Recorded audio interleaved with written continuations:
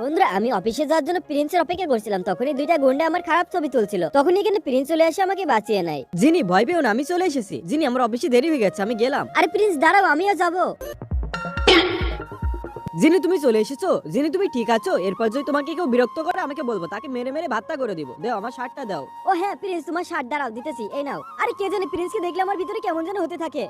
High জিনি, দেখো আমি তোমার জন্য লাভালা কফি বানিয়েছি, কিন্তু আমি লাভ আঁকাতে পারিনি। প্রিন্স আমি তোমাকে দেখাচ্ছি কিভাবে লাভ বানাতে হয়, এই দেখো এইভাবে লাভ বানাতে হয়। আরে জিনি অনেক সুন্দর হয়েছে। দাঁড়াও প্রিন্স, আমি একটা কাপ নিয়ে আসতেছি। জিনি আমি কাপ নামিয়ে দিচ্ছি। আরে জিনি দাঁড়াও।